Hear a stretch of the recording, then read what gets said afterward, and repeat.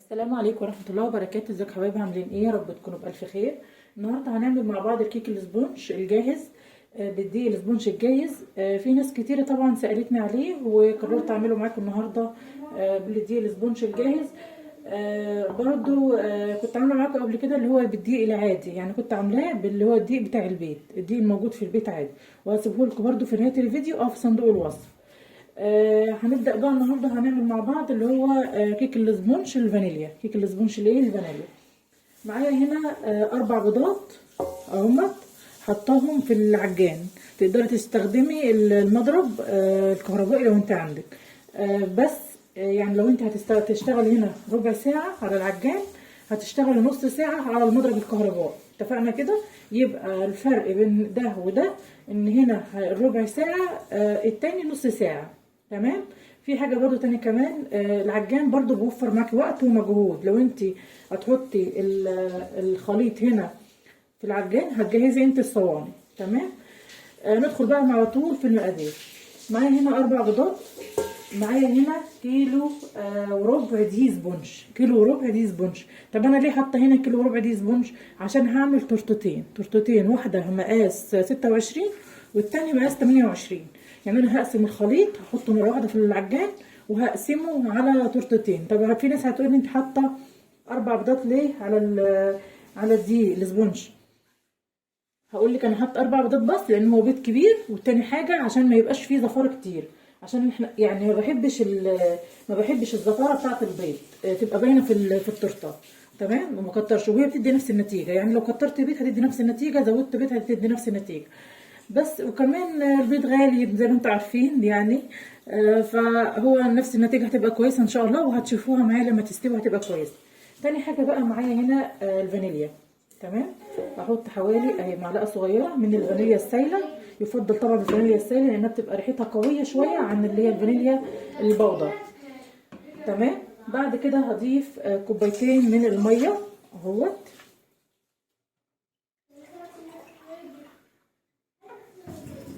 كمان كوبايه اهيت من الميه. بعد كده معايا كيلو وربع من الدقيق الاسبونج. كيلو وربع من الدقيق الاسبونج.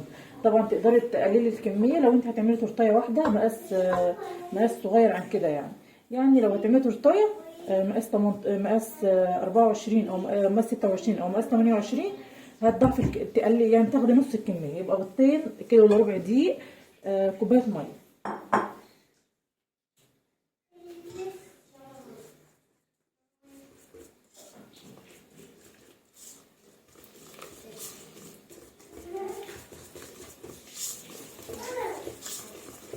بعد كده بمضرب عادي اهوت عشان بس ده ما ينقطعش مني في الضرب يعني. وهضرب كده هضرب كده بالسلك. فضيت بقى هنا الدقيق وقلبت اهوت بالمضرب شويه بس. هو دي بس المكونات بتاعتنا، مش هنضيف اي حاجه تانية. بعد كده هنشغل العجان. هتسيبيه بقى شغال على العجان لحد الكميه ما تتضاعف، يعني الكميه بتاعتك دي هتتضاعف، هتبقى الضعف. وعبال ما العجان يشتغل ويضاعف لنا الكميه هنكون جهزنا معايا الصواني.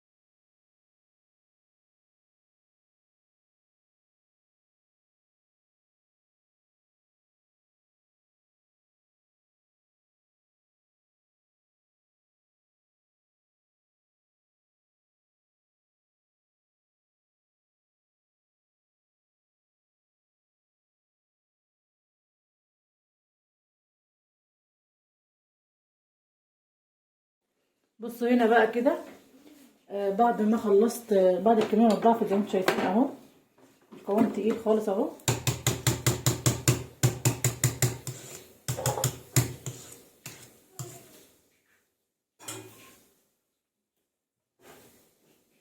هنا دهنت الصواني طبعا زيت، تمام. اديتيني سمنه، تمام. هتبطنيها بدقيق، ماشي، مفيش مشكله. انا هنا دهنت زيت وورق، سواء ورق كراسه او ورق كتاب او ورق زبده، مفيش مشكله، كله زي بعضه يعني. بس لما بيبقى مفيش ورق زبده او ما بلاقيش ورق زبده، فبجيب ورق ما يكونش مكتوب فيه اي حاجه طبعا، ويعني بقلم جاف او قلم رصاص، وبقطع على قد الارضيه بتاعه الطاسه، وبدهن الطاسه من الجناب او الصينيه من الجناب زيت او سمنه، تمام. والتاني برضه نفس النظام اهي. بعد كده بقى هحط النص هنا، نص الكميه هنا ونص الكميه هنا اهي.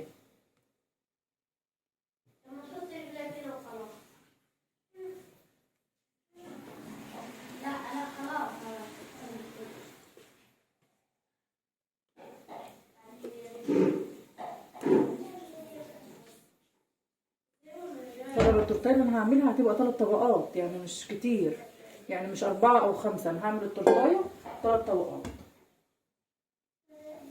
احاول بقى ان انا اساوي الخليط على قد الصينيه.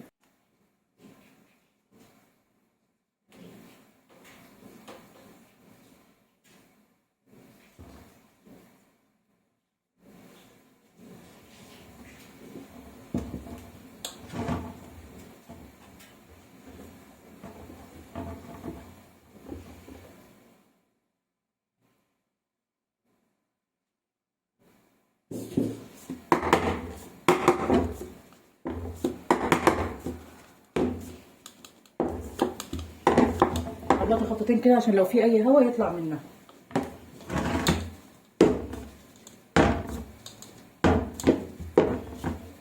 تدخل بقى الرف الوسطاني على درجه حراره 180. وطبعا لو في اي استفسارات او اي تعليقات حابين تستفسروا عنها سيبوها لي في الكومنتات وانا هرد عليكم. في حاجه تانية برضو حابه اضيفها لكم، لو بتعملي بدقيق سبونج وبتحسي ان هو هايش جدا منك وما بتعرفيش تخرطي بيه التورتايه، ممكن تضيفي عليه معلقتين دقيق من اللي هو الفاخر الابيض، ما يكونش دقيق غامق، عشان ايه؟ ما يغمقش منك التورتايه. لو ضفتي على كل تورتايه، يعني انا عملت دول ده للتورتتين، هضيف 4 معالق، تمام. اللي هو ما بيهش معاك وبيبقى مظبوط وتمام، ماشي، مفيش مشكله. في ناس بتهش معاها وما بيعرفش يتقطع على التورتايه، يعني تبقى هشه خالص انها ما تبقاش عارفه تقطعها. فلو انت حاسه ان هي بتعمل معاكي كده، ممكن تضيفي، او للامان خالص ضيفيهم من الاول، مش هيضروا التورتايه في حاجه، لا بالعكس هيخليها جميله جدا. ضيفي 4 معالق من الدقيق على المعيار دوت. يبقى هتضيفي 4 معاير دقيق اللي هو الابيض العادي على الدقيق، على الكيلو وربع من اللي هو الدقيق الاسبونج. وبس كده كده بقى هندخل التورتتين الفرن في درجه حراره 180 في الرف الوسطاني. اول ما يستووا من تحت ادخل فيهم الخليط الاسنان الاقيهم استووا. طبعا ما تفتحيش عليهم الفرن غير بعد نص ساعه. بعد كده اول ما تحسي ان هم استووا هتولعي الشوايه عليهم عشان وشهم يتحمر شويه، تمام. وبعد ما يطلعوا من الفرن هياخدوا حوالي ساعه الا ربع في الفرن. اول ما يستووا هرجع طبعا اوريهم لكم بعد ما يطلعوا من الفرن.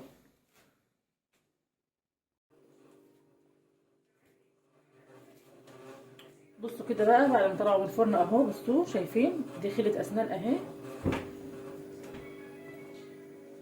شايفين فايدة الاسنان طالعه نضيفه اهي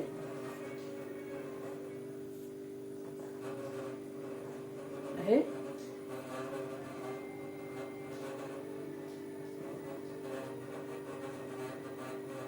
بس كده هي كده اهي طالعه نضيفه، يبقى هما كده مستويين.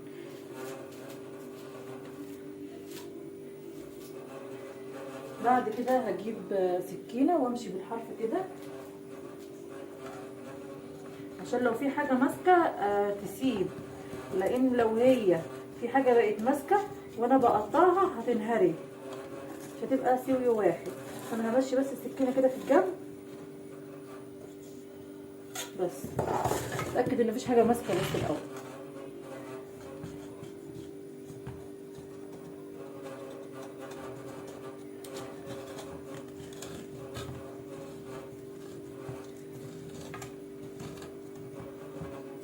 بس كده. بعد كده بقى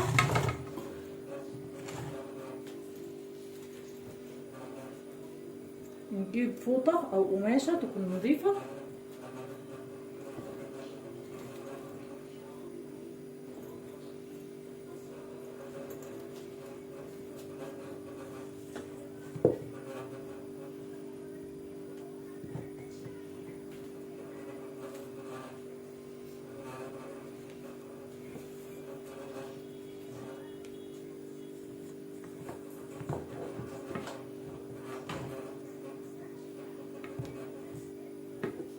غطيهم كويس كده كده، غطيناهم كويس اهوت. ده اهم حاجه طبعا بعد ما تطلعيهم من الفرن يتغطوا كويس عشان ما يبقاش عشان ما ينشفوش تمام، وفي نفس الوقت يبردوا. طبعا الفوطه اللي هتحطيها تبقى طبقه او اتنين زي ما شفتوني عملت. القماشه اللي معايا يعتبر 4 طبقات فوق كل واحده منهم.